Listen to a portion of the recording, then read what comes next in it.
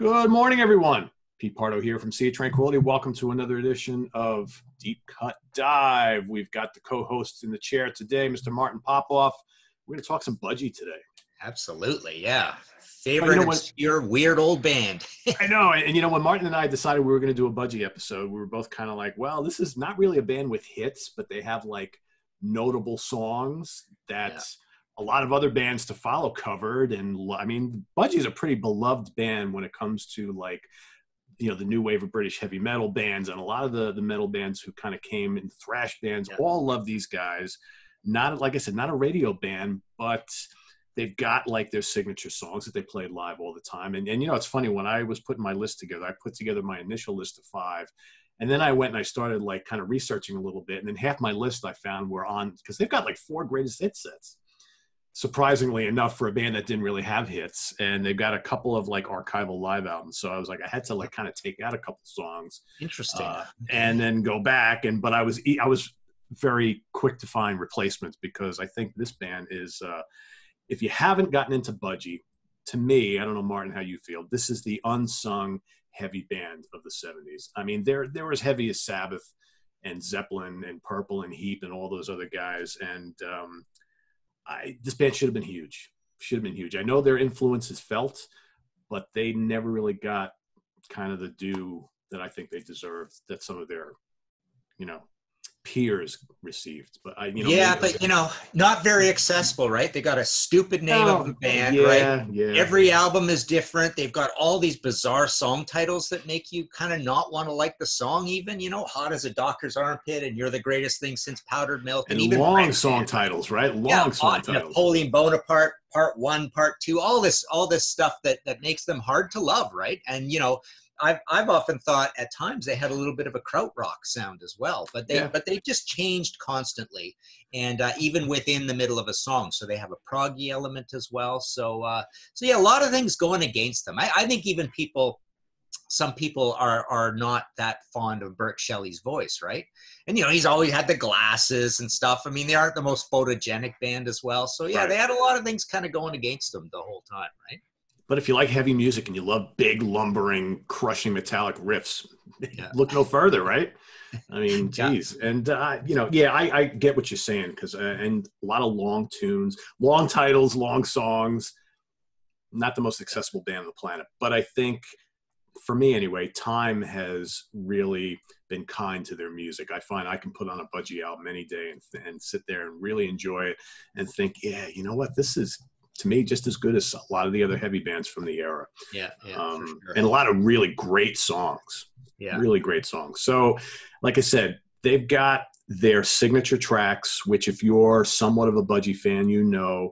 I think I took the approach here, if you know nothing about Budgie, or maybe you've heard like a couple of the covers that like bands like Metallica or Soundgarden or whoever, or I think even Iron Maiden did a cover of one of their songs at one point. I stayed away from that stuff. But, you know, quite honestly, their whole catalog is pretty close to being deep cuts, right? Unless you're a longtime fan. So there's a couple ways you could approach this. So I tried to pick songs that I didn't pick when I did my top 10 Budgie songs a year or so ago. So I tried to pick other stuff, and like I said, there's plenty of good material in the catalog. So I'll let Martin kick it all off with his first selection. Okay. Well, I'm going to shock you right off the bat here. I'm going to be very contrarian with this list and my opinions on Budgie. I mean, I came in with Budgie as a new release, 1975, with Bandolier. I was 12 years old. I would say by probably 77, 78, I had every single album. So even as, you know, as a young teen, I've been into Budgie since basically as early as I could have been, right? But having said that, over the years, I've gotten to like less and less the first couple of albums. I just find them just depressing and oppressive and smothering. And so I actually couldn't find anything as a deep cut that I wanted to pick from those. And then Bandolier, I almost felt like there wasn't anything very deep because it's the main album, and I didn't even pick anything from In for the Kill. So I'm coming in really late. I'm coming in 1976. If I were Britannia, I'd waive the rules, because I love later Budgie, and I'm going to be really contrarian with my last choices, but I'm going to go with Black Velvet Stallion from If I Were Britannia. Last song on the album, super dark, super long. It's got that weird sort of scraping riff that always reminds me of, the only other time I remember somebody really doing this was Thin Lizzy with Got to Give It Up and a little bit Waiting for an Alibi, those two songs on Black Rose, right?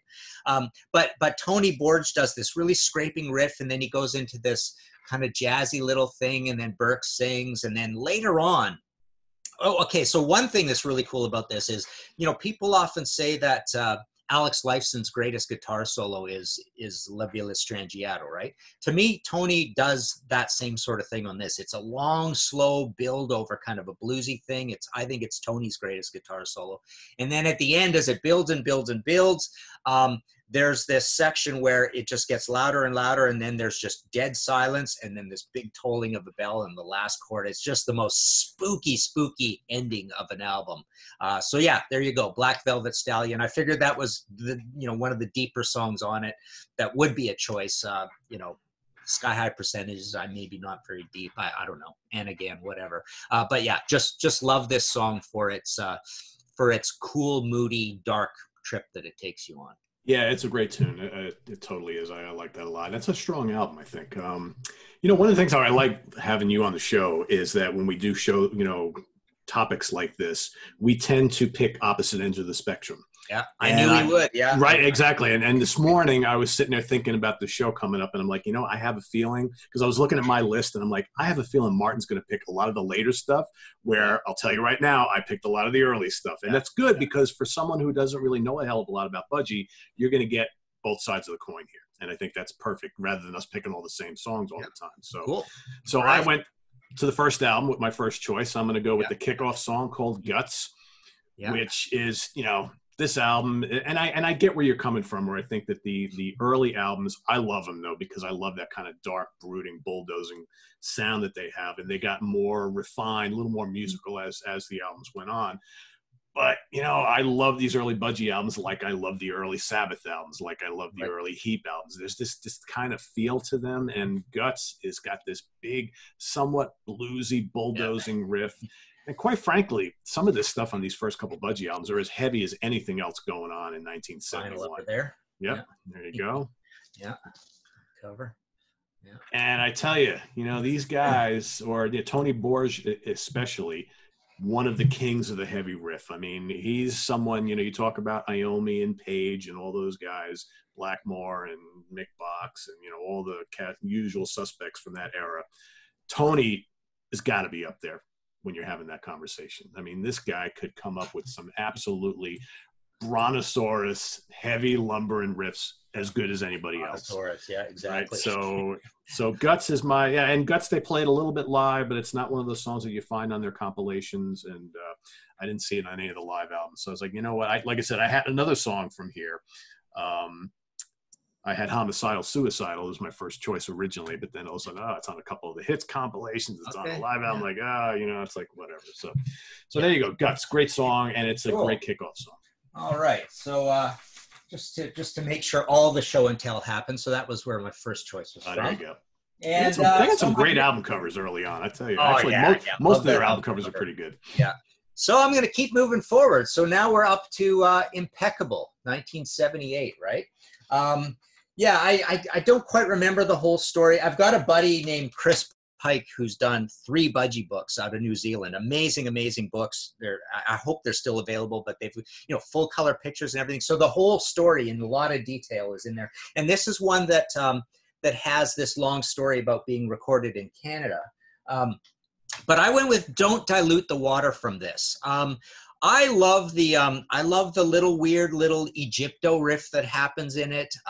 They just throw stuff in, just wacky stuff every once in a while, right? And again, it reminds me a little bit of kraut rock, right? I love the beat on it. It's got this sort of like kind of stutter beat on it. I could have gone with Pyramids from here. I don't know how, my favorite Budgie song possibly is Melt the Ice Away. But that I won't consider that. I guess a deep track, Smile Boy Smile, is good on this as well. But Don't Dilute the Water, and it's got this cool mellow section in it. Just a lot of surprises from this band. A lot of people didn't really like this album very much. I appreciated it because it was marginally heavier. You know, at the time we felt quite a bit heavier than If I Were Britannia, which was kind of a disappointment in heaviness from Bandolier, right? But the production is really, really sort of like Sin After Sin, stained glass sort of production, like really, really nice sizzling highs, meticulous, really tight playing. This is one of their, you know, one of their more kind of ambitious albums that kind of ties everything together, and the last sort of a golden era for them. So yeah, don't dilute the water. So we were talking about their great album covers. That's not one of them. Right. Yeah. Well, so, the funny thing about that album cover is it's, remember the Pat Travers album covers where you get a front and then the joke is on the back, like it's different, right? And this does the same thing. It's got the, what is it? The Budgie After the Bird. Where did it go? Yeah. The Budgie After the Bird. Yep. And then you flip it over and the bird is taken away. The cat after the bird. And then good concept. Yeah. Yeah. So it's like Pat Travers putting it straight. Pat Travers, Hot Shot, I think, does the same thing, kind of the joke thing, right? So, yeah.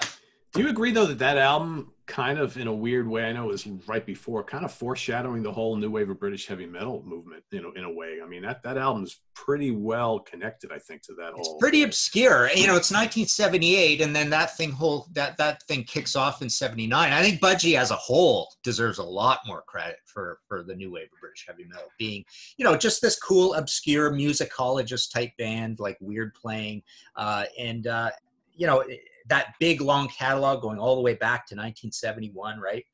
They played with Priest a bunch of times, right? Yeah. They're from Wales, so you know, there's lots and lots of classic Budgie gigs throughout the time. Pete Boot was in the band at one point. You know, they're on MCA, pretty big label. So yeah, they were just an important band. I think a big influence on that whole thing. Yeah, I totally agree. All right, my next selection, I'm going to go to Squawk.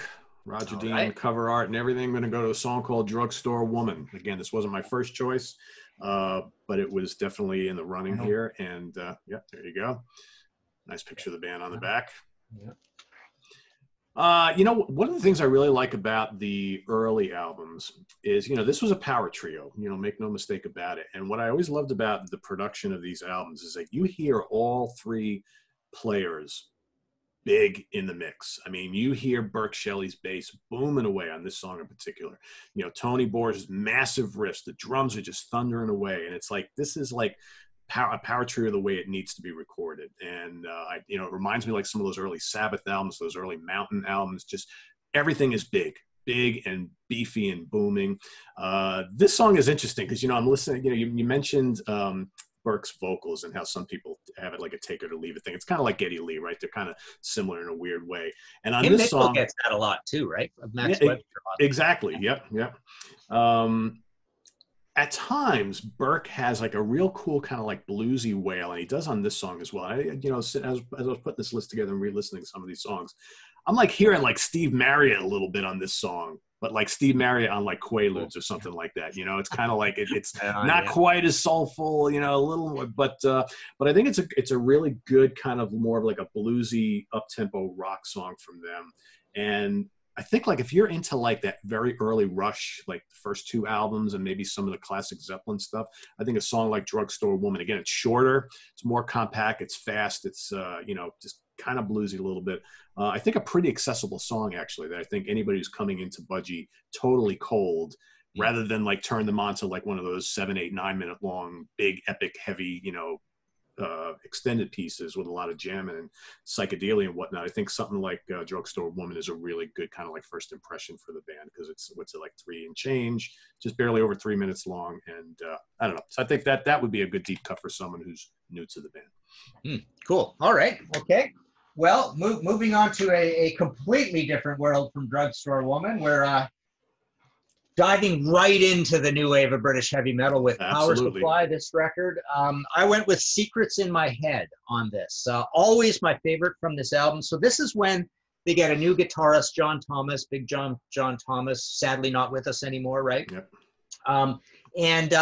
They made probably the most notorious, gratuitous new wave of British heavy metal. We're going to just go way heavier than we've ever been album of any band that I can think of. You know, I often think of Uriah Heep with the Abominog, and there's very few others that you get. Lucifer's Friend, I thought kind of did that same sort of thing. Maybe Wishbone Ash, especially with the album covers, right?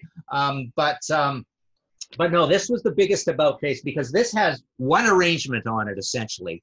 Power trio, guitar, bass, and drums, and some crushing riffs. I love Secrets in My Head. It's got that, the fast part and then the slow down part, which Hellbender also on this album does. My three favorite songs are the three heaviest, Heavy Revolution, Hellbender, and Secrets in My Head. But, I think there's a few things on here that are a little subpar. I don't think Power Supply is that great. Forearm Smash, Time to Remember is the ballad, Crime Against the World. So half the album is, Gunslinger, pretty cool. But there are, I think there's three standout, super heavy songs on here. And Secrets in My Head was one that I always thought, it's almost as heavy as Angel Witch, right? Hellbender, same kind of thing. So, but the funny thing, the funny thing about this record was I classed this as a little bit like say perhaps Iggy Pop Instinct. I've always thought of this as the same sort of thing where it's like, okay, you're going to finally give the fans what they are all claiming to want. And then when you get it, you find a lot of the sort of, mystique and mysteriousness and depth of the band and richness of the band is missing. And this album is not deep at all. I mean, it's literally super heavy guitar, drums, bass, vocals. That's it, right? Yeah. So, love Secrets in My Head. Really cool too. Yeah, that album's kind of like the blueprint for like early 80s, like traditional metal. I mean, and you're absolutely correct. Very different from the early stuff. And it's funny when we talk about like heaviness of bands, and it's like how, we look at that album as being so heavy and possibly the heaviest album they ever did, start to finish. Yeah. But they had really heavy stuff early on too, just it's heavy in a different way. It's amazing how like heavy in the 70s and heavy in the 80s are two totally different things. Yeah. Right? Thunder and Lightning is the other one that I obviously fits that whole thing, right? Let's make a super heavy album. And then when you get it, before you get it, you're like, oh man, Thin Lizzy's going to make a super heavy album. Awesome. And then when it arrives, you're going, I kind of like the old Thin Lizzy better, right? And I think the band did as well, right? Yeah. The band's not always comfortable with those moves either, right? Yeah. All right, so my third pick, I'm going to go to the Never Turn Your Back on a Friend, another Roger Dean cover from 1973 for a song called, again, to go back to these long-ass, silly song titles, You're the Biggest Thing Since Powdered Milk. Yeah. Not something you're going to hear a radio DJ spinning every Saturday, right? But, again, the power metal trio, or power trio metal formula, just kind of like, firing on all cylinders here. Again, I want to go back to the whole production thing, how you hear every player up front and center in the mix. Got some real searing guitar licks from Tony on this particular song.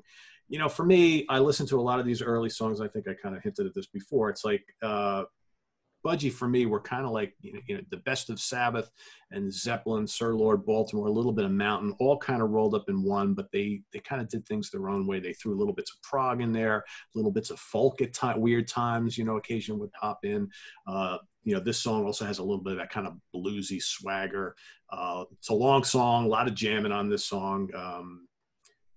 A little bit of galloping metal. That's another thing about this band. They would like go about face in the middle of the song. They'd be doing like a little drum solo, then a guitar solo, and a little bluesy bit, and then all of a sudden, this big galloping kind of like it's just like changing things up on the fly, right in the same song. And they did that quite often in the early part of their career. So You're the Biggest Thing Since Powdered Milk. Yeah, I almost went with that one too. That's really cool. It's got some great stuff on it. And I like that album, the production is so much brighter than the first two. I mean, the production of the first two really get me down, right? And then, and this has got some great, obviously, Bread Fans on there and Tire Fitter. So it was a big change in sound. I suppose more so than anything, like I say, from the production. And then within In for the Kill, it kind of got dark and smothering again, right? Yeah. So it really stands out. It's kind of odd. So okay, so album. Here's where we get really confounding. So I'm gonna go with from this record, Deliver Us from Evil, the last of the classic lineup. Obviously, they had a reunion album later on. Finger on the Button from this. This album, I don't know why, but I was in second year university. I liken it to how much I got into Tigers of Pantang the Cage, which was another very poppy move. Um, for a band from this era, you know, Budgie's now operating in this era, but they're not from that era. But this one, you know, and they were on MCA. Are they on RCA? Yeah, they're on RCA at this point. But anyways, these two records I played to death in that second year university. I love the poppy turn for Budgie. I wasn't crazy about the Night Flight album. It was poppy, but it was still raw. So raw and poppy don't go together for me too well. But this album, you know, they've got Duncan McKay in on keyboards, and he's doing all these kind of bubbly, cool synthesizer things. This is one of, you know, arguably 3 songs on it with kind of a nuclear theme to it. But I just love I love the melody and the little bit of pump rock to it, the crunch of the chorus. There's this part on here where Bert goes, hold it back, remember I'm a friend, and then goes into a solo section. That's almost my favorite magic moment from Budgie of all time. So I just think it's a really, really cool, utilitarian, accessible pop song on this record that a lot of people didn't like very much, but it's way up my list of favorite Budgie albums, oddly.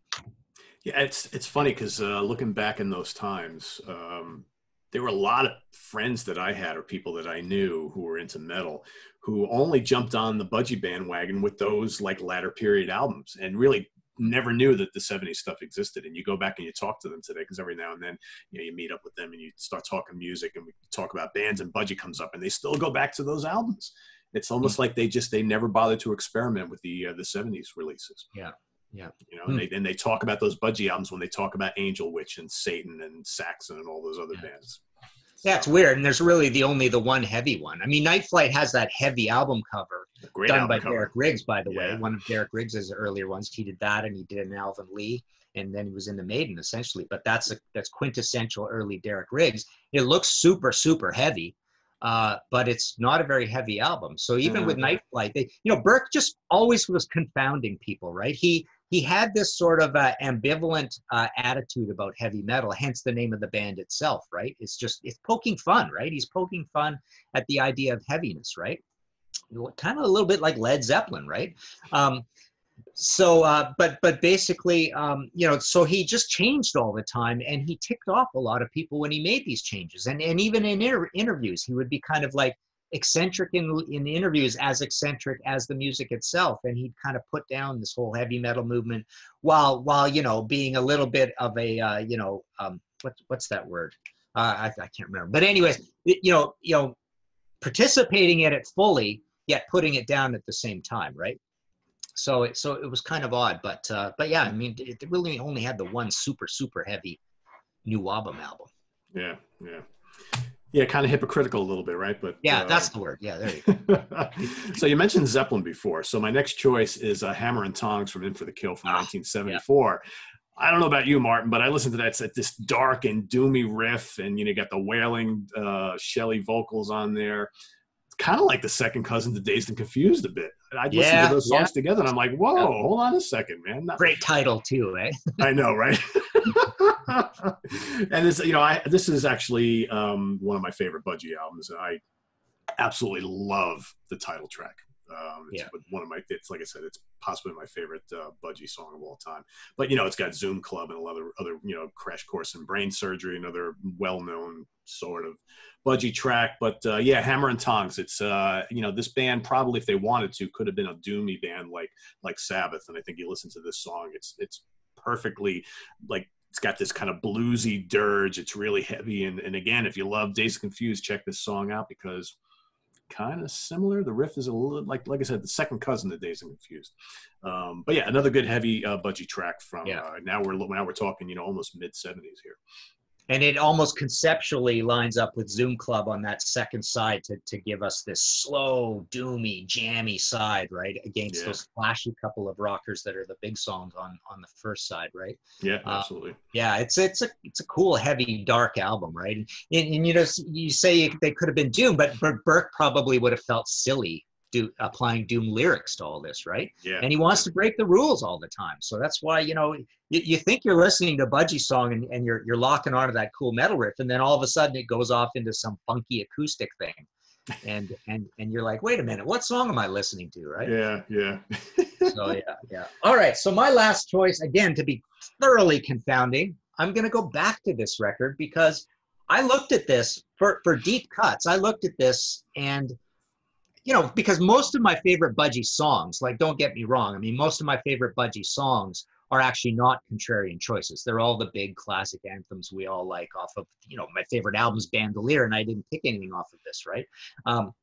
Off of that. But a lot of my favorite deep tracks are, you know, I love so much of this album. Bored with Russia, which they didn't even write, which I just found out, written by Bo Hill. It says B-O Hill, but it's Bo, B-E-A. It's the big 80s producer, right? He wrote it for the band Airborne, and they didn't put it on an album. But so I went with NORAD from this, another nuclear one, just to keep it nuclear themed. And it's got this kind of jittery sort of slow gallop beat. It's slow. It picks up for an anthemic chorus. But again, it's got this swelling kind of guitar sound in it. Really cool Burke Shelley vocal performance on it. Really cool riff at the pre-chorus out of John Thomas, which is just underneath hi-hat. There's not even really a beat going on. So just another novel thing. And I think this whole album shows that they'll continue to confound expectations, and they can continue even in the shortness of a short song, you know, sound kind of proggy and do some better arrangements. So this album was much more sophisticated arrangement-wise than Night Flight or certainly Power Supply. Not more than impeccable, I would say. But I just found most of this album completely thoroughly useful. And another one, so it was The Cage, and it was Abominog in this album that I just played over and over and over and over again in 82, 83. I don't know. They just all feel like they're part of a set. Yeah. God, I played Abominog to death, and I still can put it on today, and it still sounds fresh. Yeah. You know? I love that record. Favorite Heap album. It probably is my favorite. Wow. In fact, I think we did a Contrarians episode where I did pick that, and that's what I argued. It's definitely up there for me. It's I mean, you know, I really love some of those early ones, but man, Abominog is up there. It's yeah, when I was talking to Mick Box, you know, a month or so ago, we were talking about that album and how it's, you know, to hear them play those songs live today for me is an absolute thrill because, you know, the first time I saw the band was actually back in the early 80s. So when that album was still fairly new. All right, my final choice today is going to be from the Bandolier album from 1974. You know, Martin's been talking about how the band kind of, you would confound the critics and change things up a bit. I think this is the album where they really started to do that quite a bit. And I decided to choose a track from here that I think is very different from a lot of the album and the stuff that came before it. I Can't See My Feelings. Wow. Which is kind of, you know, it's kind of a blues number. It's got lots of cowbell in it, right? It's this kind of like, it's almost like Budgie's Boogie Rocker in a way. It's not as heavy as the other stuff. It's got some catchy melodies to it. You don't think of Budgie, especially early on, as a band that was, you know, putting out songs with lots of hooks and what have you. But it's got some tasty guitar work, and it's just very, very different. And it's on an album that's got a lot, you know, Breaking All the House Rules and Napoleon Bonaparte's 1 and 2. You know, it's got some other really notable tracks on there, and I think this one is a kind of a cool change of pace, and I wanted to give a little bit of variety in my choices here and not all the lumbering, you know, big and heavy and beefy stuff. And I think this is a nice contrast to some of the others. A good, really good song. Very different from the band, but it kind of started, I think, a bunch of albums where we would see the band trying to mix it up and do different things. Yeah. Cool. Yeah, I almost went with that. Our band in the 80s played that song. And one of the cool things about that song that's odd about it is the riff, which is kind of a heavy metal riff, is played kind of equally by acoustic guitar and heavy guitar, right? Which is kind of different. And that album, the production on that album, wow, it's so heavy. I mean, when you listen to that gallop of Napoleon Bonaparte, right? It's just one of the most molten, heavy metal guitar. You know, I think of that album and I think of the likes of Uriah Heep, Look at Yourself, really, as two of the most just crushing heavy metal productions of that time. So yeah, and in 1975, pretty commendable. That's amazing. So your list ends at 1975 and mine starts at 1976. So talk about That's got to be a record for the We biggest gap in a deep cut dive, right? We did not plan that at all, but I had Yeah, a feeling. I had a feeling that was the direction you were going to go. So I said, you know what, this will probably. My guess is this is going to work out really, really well. Yeah. So Just wanted to mention, neither of us picked anything from this, and I did go through this again, as I'm sure you did as well, and basically. There were some really good tracks on here. Yeah. There's some really interesting, smart writing on it, but the production on it, there's this really buzzy guitar sound that just really kind of annoys me on this record. But later on in the I Don't Want to Throw You and Captain, like the stuff near the end of the album, I think is really quite good. But, in my heart, I just couldn't, having lived with Budgie my whole life, and there's this one errant late album. It just would never have the magic for me. And, picking only 5 songs, there's no way anything was going to make it. It's hard, yeah. And for those who are interested, a little bit of kind of weird latter Budgie period trivia.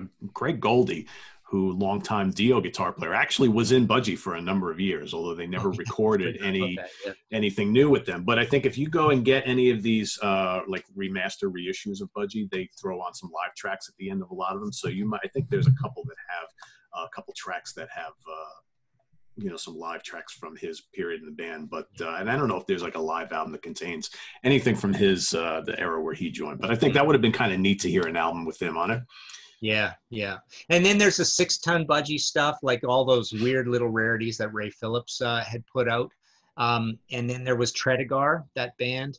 Is that Tony Borges? It's just a really obscure one-record band. I think it's 1986 that thing came out.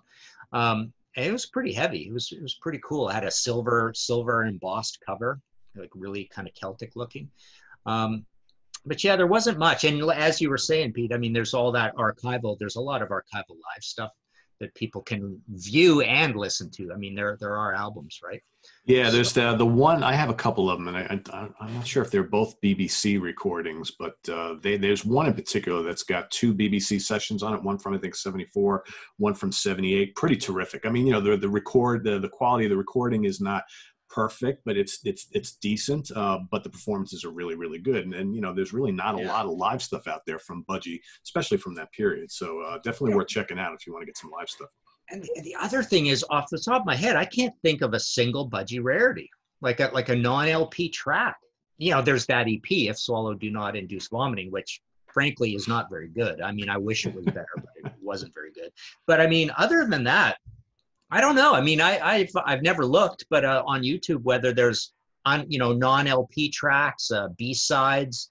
There might be the odd B-side I remember hearing about, but I mean, generally there's Honey. Honey is on this one. So Honey, okay. Yeah.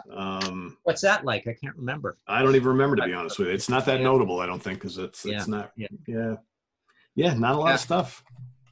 Yeah, it's maybe one of their I mean, they had some cool mellow stuff that people liked, like Riding My Nightmare and what's that other one? Wondering What Everyone Knows, which is almost like their Planet Caravan because it's got little bongos in it and stuff. And Parents is another really cool kind of trippy song. Parents and I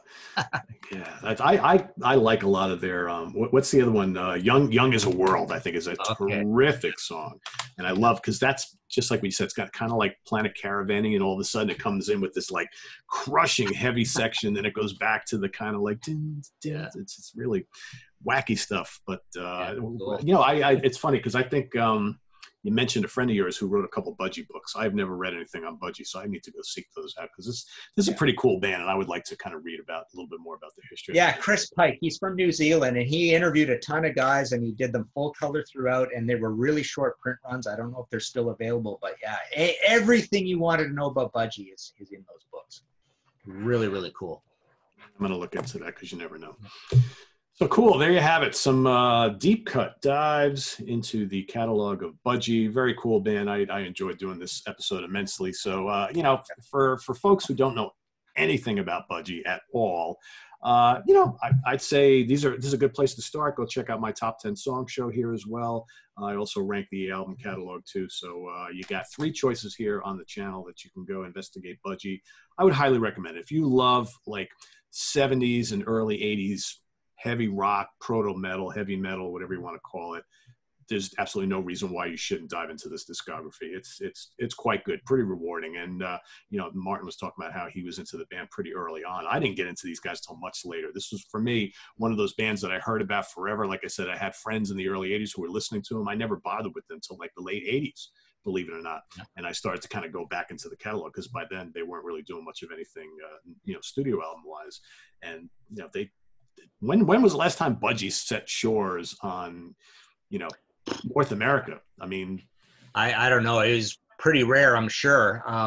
And then, you know, they're one of these bands that was big in Texas, quote unquote, right? every band was big in Texas. Yeah, Moxie, Triumph, Saxon, right? Yeah. So they played there a few times, but I think that Texas stuff is I mean, most of it's them going back in with later lineups and things, right?